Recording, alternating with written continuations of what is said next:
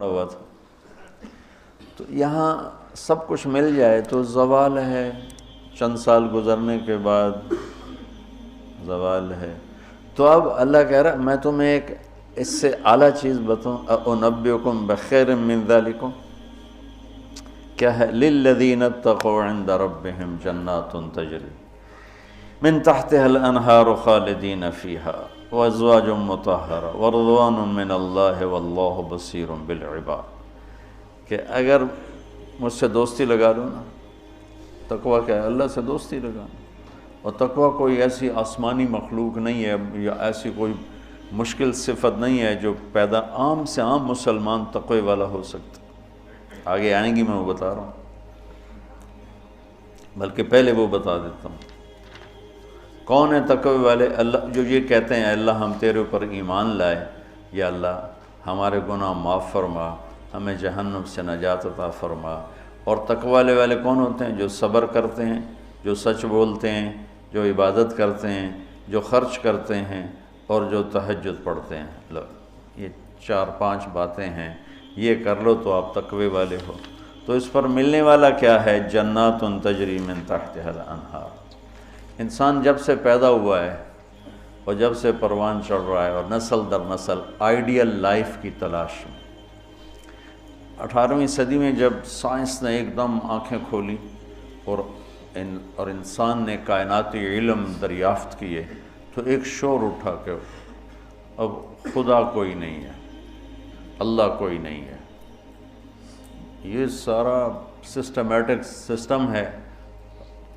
تو ہم نے مادی طاقتوں کا راستہ دیکھ لیا ہے، ہمیں کسی خدائی جنت کی ضرورت نہیں، ہم دنیا کو جنت بنا دیں گے۔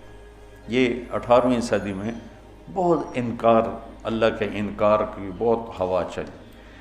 پھر انسانی علم خود یہاں تک پہنچا کہ نہیں، اللہ کے انکار کے بغیر کائنات کا کوئی نہ سر ہے نہ پیر ہے، نہ توجیہ ہو سکتی ہے، نہ کوئی اس کے کسی سوال کا جواب ہو سکتا ہے، لہذا ایک خالق ضرور ہے جس نے اس کائنات کو پیدا کیا ہے۔ تو انسان، اچھا ایک بات پہلے میں جو میڈیکل سائنس کہتی ہے کہ انسان اپنے ذہن میں کبھی بھی ناممکن کی تمنا نہیں کر سکتا۔ آپ کو کسی ان پڑھ سے ان پڑھ، ایک چھوٹی سی مثال، کدی 2 تے 2 5 ہو جان، کسی کو یہ تمنا کرتے دیکھا کدی 2 تے 2 5 ہو جان؟ ایک چھوٹی سی مثال عام فہم دی ہے، اس کو پھیلا دو۔ انسان کا کمپیوٹر ناممکن کو نہ سوچتا ہے نہ تمنا کرتا ہے، اندر وہ چیز جاتی نہیں، ناممکن کی تمنا نہیں پیدا ہوتی۔ پھر یہ زندگی کیوں چاہتا ہے؟ یہ کیوں چاہتا ہے موت نہ آئے، موت نہ آئے، موت نہ آئے؟ یہ کیوں چاہتا ہے جبکہ ناممکن کی تمنا اندر نہیں پیدا ہوتی؟ یہ مستقل صحت کیوں مانگتا ہے، لمبی عمر کیوں مانگتا ہے، ہر وقت کی جوانی کیوں مانگتا ہے، ہر وقت کی خوشی کیوں مانگتا ہے، جبکہ یہ ساری چیزیں ناممکن ہیں۔ اس جہان میں ہر وقت کوئی خوش نہیں رہ سکتا، ہر وقت کوئی صحت مند نہیں رہ سکتا، مستقل کوئی زندہ نہیں رہ سکتا۔ پھر یہ ساری خواہشیں جو ابھرتی ہیں یہ بھی بتلاتی ہیں کہ کوئی جہان ایسا چھپا ہوا ہے جہاں زندگی ہے، موت نہیں، آئیڈیل لائف ہے اور کوئی دکھڑا نہیں۔ یہ خود، یعنی میں آپ کو سائنس کے لحاظ سے بات بتا رہا ہوں، اس کی ہمیں ضرورت کوئی نہیں، لیکن ابراہیم علیہ السلام نے کہا تھا وَلَٰكِن لِيَطْمَئِنَّ قَلْبِي، کہ دل کے اطمینان کے لیے یہ بھی ایک دلیل ہے عقلی اور سائنسی کہ انسان ناممکن نہیں سوچتا، تو پھر کیوں سوچتا ہے جوان رہوں، خوشیاں دیکھوں، غم نہ دیکھوں، موت نہ دیکھوں، عالی شان گھر ہو، عالی شان سواری ہو؟ یہ کیوں دیکھتا ہے کہ ایک جہان موجود ہے جہاں یہ عالی شان زندگی موجود ہے۔ وہ کہاں ہے؟ عند ربہم، وہ اللہ کے پاس۔ جنت کہاں ہے؟ 7ویں آسمان اس کی بیس ہے، 7واں آسمان۔ اور 7ویں آسمان سے بنتی ہے اور یوں اوپر جاتی ہے. تو ایسا نہیں کہ وہ بلڈنگ اوپر جاتے جاتے جاتے عرش سے مل گئی، وہ بیچ میں سپیسز ہیں. یہ ایک جنت ہے، پھر ایک یہ ہے، ایک یہ ہے، ایک یہ ہے، ایک یہ ہے. عرش کے ساتھ جا کر جو جنت مل گئی ہے کہ اللہ کا عرش اس جنت کی چھت بن گیا ہے، وہ ہے جنت الفردوس. ان الذین آمنوا وعملوا الصالحات کانت لهم جنات الفردوس نزلا اولئک هم الوارثون یرثون الفردوس. تو فردوس اعلیٰ جنت ہے. اللہ نے ساری جنتوں کو بنایا کن کن کن، مطلب اللہ کو کن، اللہ کوئی بیٹھا کن کن نہیں آکھی جاندہ، یہ صرف ہمیں سمجھانے کے لیے ہے. اللہ کو تو کن کہنے کی بھی ضرورت نہیں ہے. لیکن میرے نبی کا فرمان ہے باقی ساری جنت بنی میرے رب کے امر کے ساتھ، اور جنت الفردوس کو اللہ نے بنایا اپنے ہاتھوں کے ساتھ. تو یہ دنیا اللہ نے جس دن بنائی ہے، جس دن، اس سے لے کر آج تک اس کو ایک دفعہ بھی محبت سے نہیں دیکھا.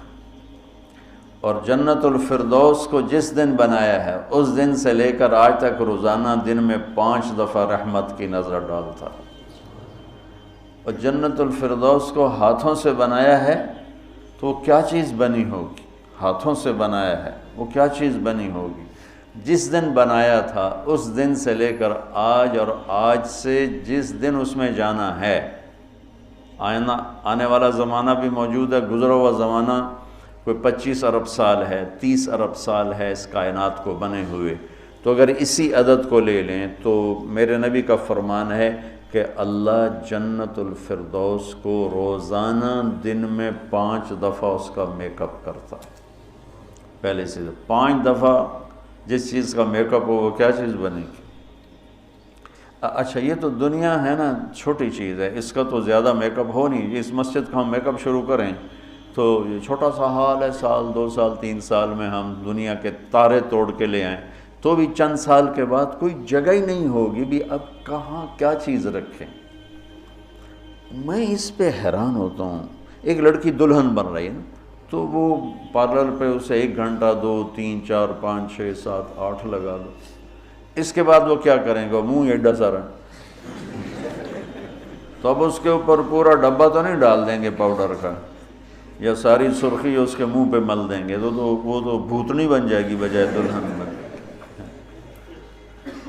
تو ایک لڑکی ہے، ایک لڑکا ہے، ایک گھر ہے، اس کی ڈیزائننگ ہے، اس کا میک اپ ہے، کسی کو چند گھنٹے لگیں گے، کسی کو چند سال لگیں گے، اور پھر ختم، کہ بس اس سے زیادہ نہیں ہو سکتا ہے.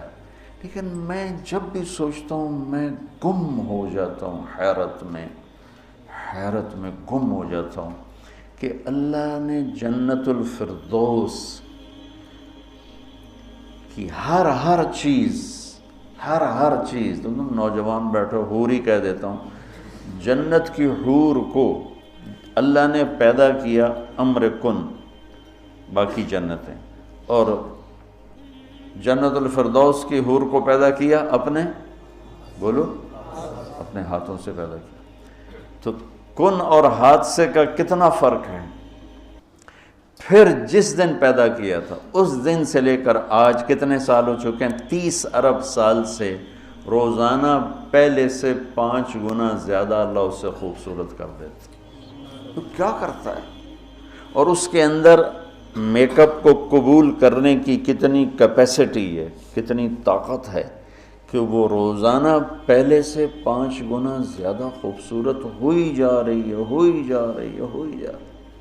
اس کی ایک چارپائی لے لو، ایک کرسی لے لو، ایک پتا لے لو، ایک تنکا لے لو، ایک مور لے لو، ایک کبوتر لے لو، ایک پانی کا دریا لے لو، شراب کا جام لے لو، سراہی لے لو، بستر لے لو، پردہ لے لو، پلنگ لے لو، گھوڑا لے لو، کوئی چیز جنت کی لے لو، ہرن لے لو، مور لے لو، کوئی چیز، ہر چیز کو اللہ پہلے سے 5 گنا زیادہ حسین. آج 5 دفعہ مکمل ہو گیا. کل آئے گا پھر 5 دفعہ پہلے سے زیادہ حسین۔ 30 ارب سال سے جس چیز کا میک اپ ہو رہا ہو اور آئندہ زمانوں میں بھی اس کا ہونا ہی ہے، اور میک اپ کرنے والا بھی اللہ ہو، تو وہ کیا چیز بنی گی؟ کیا چیز ہو؟ اور دنیا کو جنت بنا بھی لو تو موت کا کیا کرو؟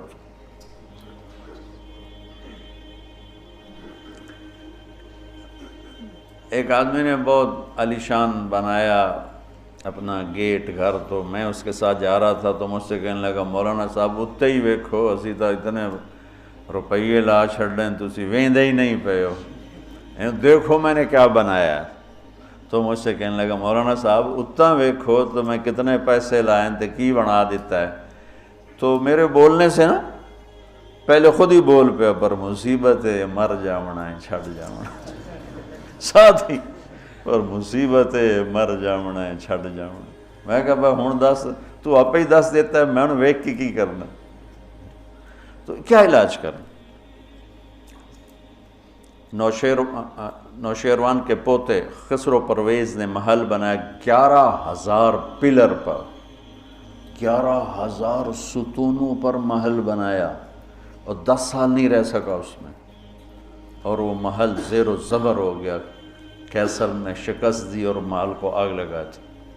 عبد الرحمن الناصر اموی بادشاہ نے اسپین میں محل بنایا 4,316 پلر اور برج، اور 25 سال صرف اس میں رہا، اور جا کے اسی قبر میں گر گیا جس قبر میں غریب جا کے گرتا ہے۔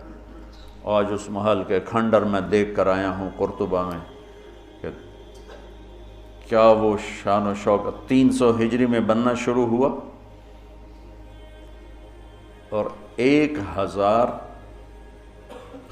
خچر سامان ڈھونے کے لیے اور 10,000 مزدور مستری راج اس پہ کام کرنے کے لیے، چونکہ اس مینول کام تھا سارا، مشینی کام تو تھا نہیں، اور پوری دنیا سے سونا چاندی ہیرے لائے گئے، اور مختلف جگہ پہ پارے کے تالاب بنائے گئے سورج کی گردش کو سامنے رکھ کر، کہ پارا چونکہ ٹکتا نہیں، یوں یوں کرتا ہے تو سورج کی شعائیں اس پر پڑتی، اور جب وہ پارا ڈانس کرتا تو شعا بھی ڈانس کرتے ہی اوپر جا کے محل پہ پڑتی، تو پورا محل یوں رقص کرتا ہوا نظر آتا تھا، یوں سارا محل جھومتا نظر آتا تھا۔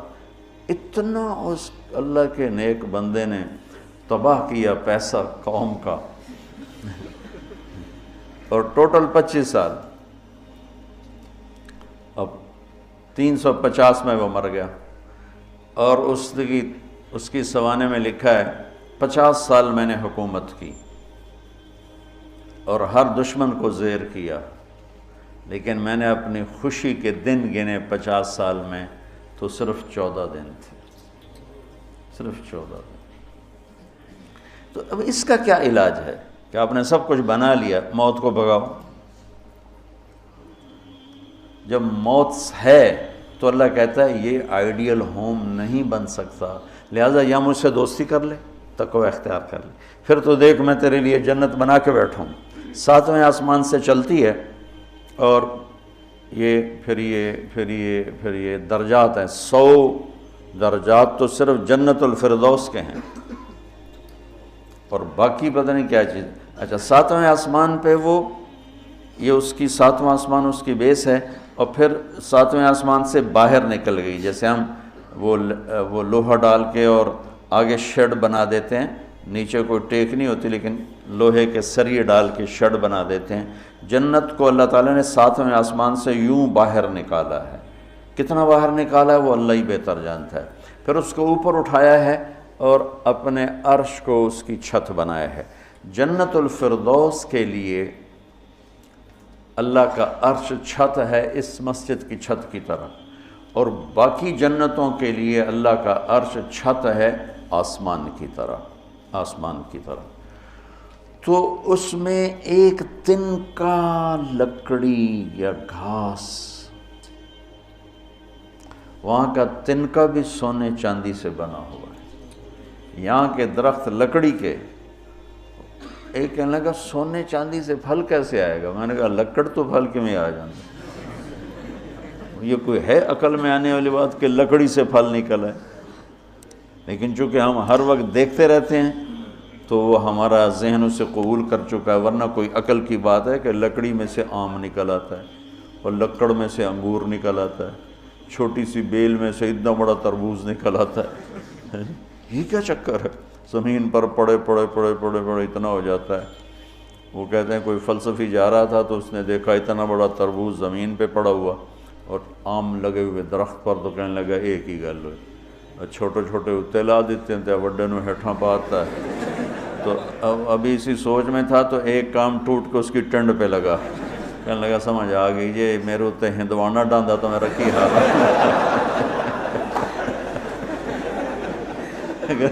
میرے اوپر یہ تربوز گرتا تو میرا کیا حال ہوتا، مجھے سمجھ میں آ گیا۔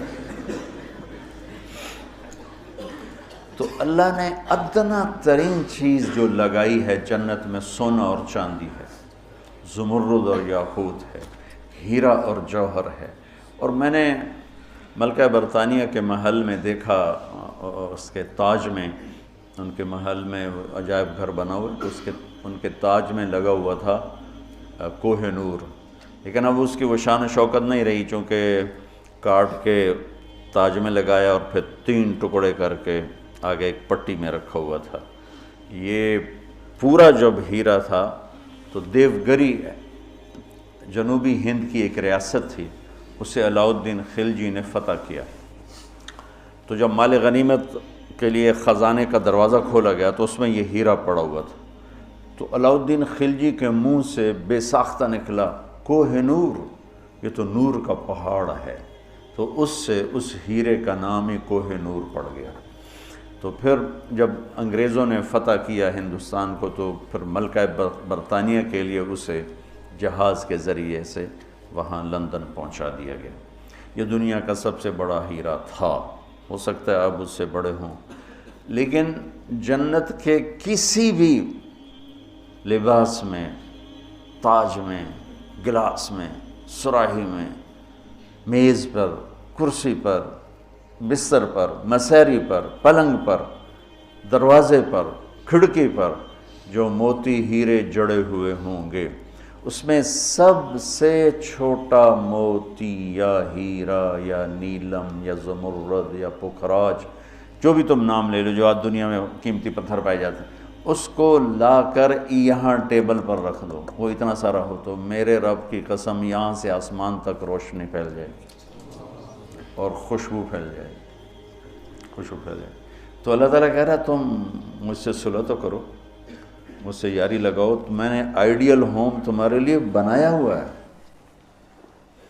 ایک نوجوان کہنے لگا اللہ حوروں کا لالچ کیوں دیتا ہے؟ میں نے کہا زنا سے روکنے کے لیے، کیونکہ لوگ شادی کر کے بھی زنا نہیں چھوڑتے ہیں، اور اللہ معاشرے کو پاک دامن دیکھنا چاہتا ہے۔ جس معاشرے میں زنا پھیل جاتا ہے وہ معاشرہ برباد ہو جاتا ہے۔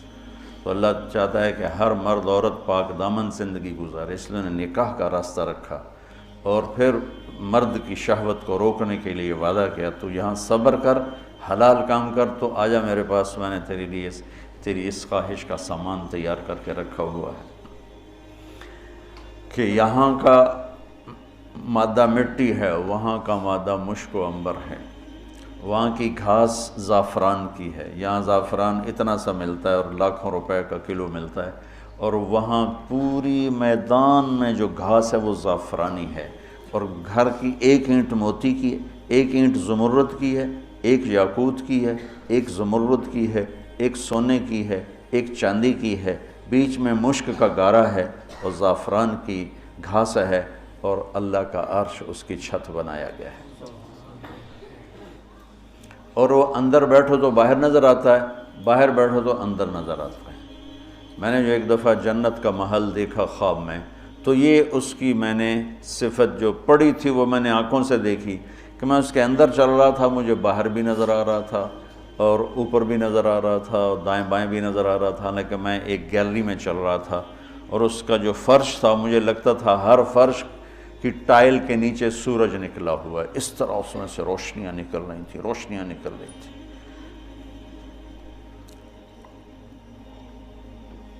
میں حور کو بیان کرتا ہوں جو ابن القیم نے لکھا ہے، لیکن جو میں نے دیکھی ہے وہ میں بیان نہیں کر سکتا،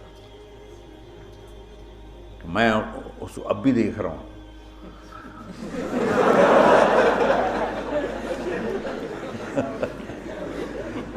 میرے رب کی قسم، میں کیسے بتاؤں کہ وہ کیا حسن، کیسے بتاؤں؟ یقین مانو، میں کتنا جنت کو بولتا ہوں، اور میں جنت کے حوروں کو بولتا ہوں جو لکھا ہوا ہے، لیکن جو اللہ نے مجھے دکھایا وہ میرے پاس نہ لفظ ہے، اس کی مسکراہٹ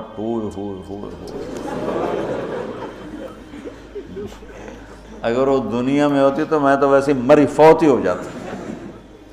اس لیے میرے نبی کا فرمان ہے کہ لولا ان اللہ قضا لأہل الجنت الا یموت لمات من حسنها وجمالها، اللہ نے جنت کی لڑکی کو ایسا حسن و جمال دیا ہے، اگر موت مرنا گئی ہوتی تو اس کو دیکھ کے آنکھیں برداشت نہ کرتی، کلیجے پھٹ جاتے، مر جاتے۔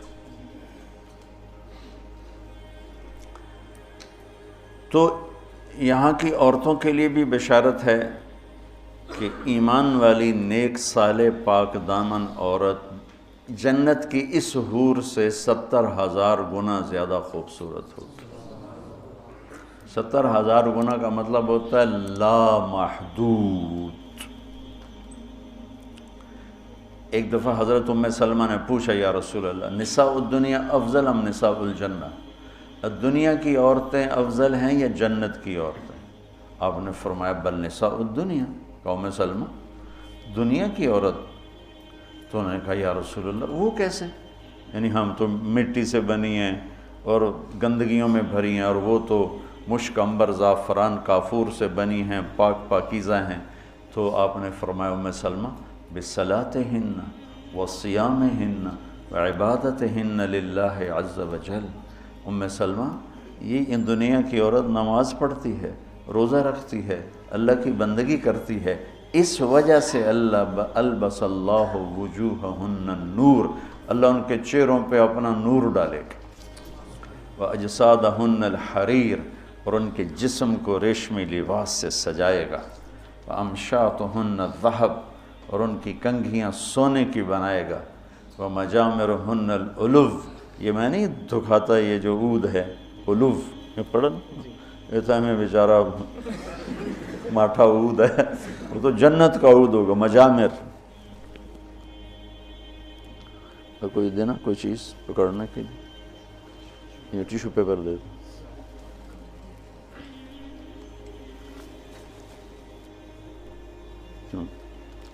اس کو کہتے ہیں مجمار۔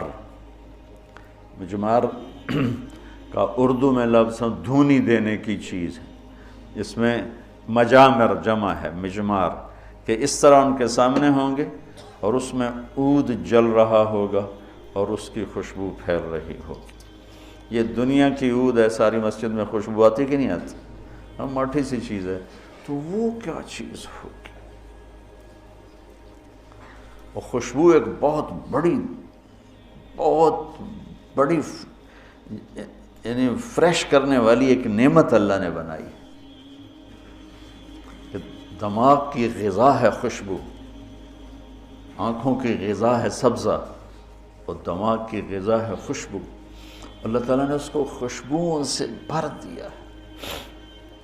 عرفہا لہم کا ایک ترجمہ ہے کہ جنت کو اللہ تعالیٰ ان کے لیے خوشبودار بنا رہا ہے۔ عرف خوشبودار بنانا، ایک اور ترجمہ بھی ہے، لیکن ابھی اس کی مناسبت سے مجھے یاد آیا کہ عرفہا لہم، کہ آ جاؤ ایک دفعہ مجھ سے دوستی لگا کے، پھر ایسی جنت دوں گا جس میں خوشبوئیں خوشبو ہوگی، اور ایسی خوشبو ہوگی کہ یہ ادھر تو لگاتے ہیں اور تھوڑی دیر بعد وہ ختم ہو جاتی ہے، وہ تمہیں ہمیشہ مہکائے رکھے گی اور تمہیں ہمیشہ تر و تازہ رکھے گی، خوش و خرم رکھے گی۔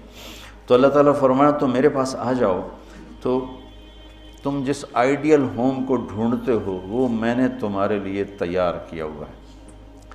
تجری من تحتها الانہار، پانی یا انہار دریا کو کہتے ہیں، کہ وہ دریا ہی دریا ہیں۔ اصل میں یہ دریا ایک کنایا ہے، یہ ہے اس کے لیے خوبصورتی کے لیے، کہ پانی سے حسن آتا ہے۔ لوگ سردیوں میں گرمیوں میں مری جاتے ہیں، ناران جاتے ہیں، لورالائی نہیں جاتے، فورٹ منرو نہیں جاتے، وہ بھی ٹھنڈا ہے لیکن وہ اتنا ویران ہے کہ اس پہ سبز نام کی شائی کوئی نہیں۔ اور کیوں نہیں ہے کہ پانی کوئی نہیں؟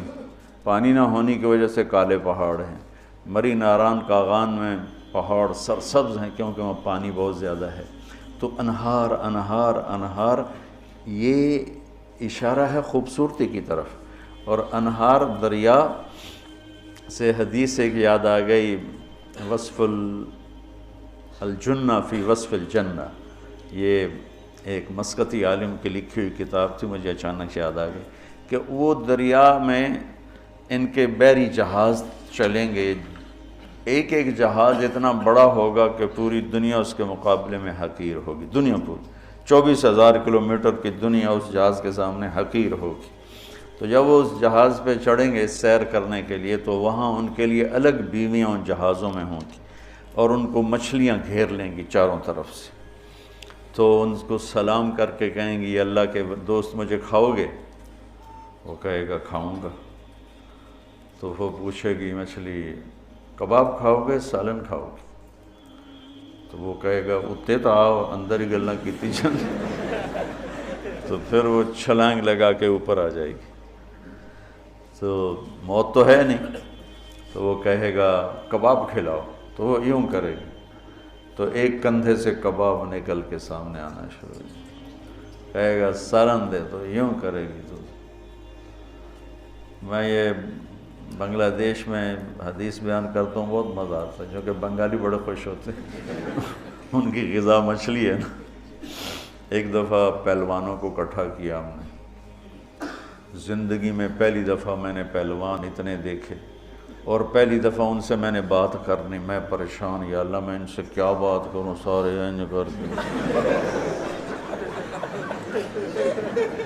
اڈی اڈی کنی، اڈے اڈے سر تے کن، کسی دا اینج کسی دا اینج کسی دا اینج، تو اینج کر کے پے ہوئے، یا اللہ میں انہاں بلائی نو کی گل کراں، انہاں دی کھوپڑیاں کتھوں گل جاؤں۔ کبھی زندگی میں پہلوانوں سے بات نہیں کی، تو بڑا پریشان بڑا پریشان۔ ظہر کی نماز کے بعد بیان تھا، مونی روڈ وہ پہلوانوں کا اکھاڑا ہوتا تھا۔ خیر نماز ظہر کی ہو رہی تھی، تو نماز کے دوران اللہ نے نا میری راہبری فرمائی، مجھے ایک حدیث یاد آ گئی۔ تو بیان شروع ہوا تو وہ ان کے بیٹھنے کا انداز ایسا جیسے کہ اکھاڑے میں ہی بیٹھے ہوئے ہیں، وہ لتاں لمیاں کیتی ہوئی ہیں، تو منہ اتنا کیتا ہوا، میں تو نہ دے سامنے چڑا جا بیٹھا ہوا سا۔ تو میں نے ان سے کہا دیکھو بھائی، یہاں سے میں نے بات شروع کی، دیکھو بھائی اصل زندگی ہے جنت اور دنیا ہے عرض، اور جنت میں جانے کا سب سے زیادہ مزہ پہلوانوں کو آئے گا۔ وہ سارے ذرا اینج ہو گئے، پہلے اینج ہو گئے، پہلوانوں کو بڑا مزہ آئے گا جنت میں جانے کا، اس لیے کہ جنت کا پہلا کھیل جو اللہ ہمیں دکھانے والا ہے نا، پہلی انٹرٹینمنٹ جو جنت کی ہوگی سب سے پہلی، وہ مچھلی اور بیل کی کشتی ہوگی۔ اب ہمیں تو کشتی آتی نہیں، تو ہمیں تو نہیں پتہ لگے گا بھئی مچھلی نے کیا داؤ لگایا، بیل نے کیا داؤ لگایا۔ تم سارے پہلوان ہو، تمہیں پتہ ہے داؤ کیا ہوتا ہے۔ جب بیل داؤ لگائے گا تو اس لیے نعرے مارو گے، جب مچھلی داؤ لگائے گی پھر تم نعرے مارو گے، اور تمہیں وہ مچھلی اور بیل کی کشتی دیکھنے کا جو مزہ آئے گا وہ ہمیں تو آئے گا نہیں۔ یہاں سے بات چلی، وہ تھوڑے تھوڑے ان کی آنکھیں کھلی۔ تو اللہ تعالیٰ نے ایک عجب گھر بنایا ہے، اور ہمیں ذوق ہی نہیں، چونکہ جنت کے تذکرے ہی کوئی نہیں۔ اور زندگی گزر گئی ہے سفروں میں، جتنا عرب میں جذبہ ابھرتے دیکھا نا جنت کا، وہ اجمی تو ٹھنڈے برف کھا کے بیٹھے ہوں گے۔ ایک دفعہ میں تھوڑا فرق کرو، بس بس بس، میں تھا یہاں، ایک عرب جماعت آئی ہوئی تھی، وہ میں گیا ان کو ملنے، وہ تعلیم کرا رہے تھے، اس میں ایک بدو وہ یوں کر کے نا تعلیم میں سویا ہوا تھا یوں کر کے، تو انہوں نے مجھے کہا آپ تھوڑی بات کر لیں، تو میں نے بات شروع کر دی، وہ سویا رہا، مجھے خیال آیا اس بابے نے اٹھاواں کہ میں، تو تھوڑی دیر کے بعد میں نے جنت شروع کی نا، تو وہ پہلے یوں ایسے سویا ہوا تھا بالکل، جب جنت شروع ہوئی تو اس نے مجھے یوں دیکھا، یوں ایک آنکھ سے دیکھا، ایک آنکھ، اور کافی دیر ایسے دیکھتا رہا، پھر یوں ہوا، پھر یوں ہوا، وہ پھر ایک دم جمپ لگایا، اور میں نے آئینہ کھولی نا کہ آئینہ کیا چیز ہے، تو پھر جمپ لگا کے ناچنا شروع ہو گیا، حور حور حور حور۔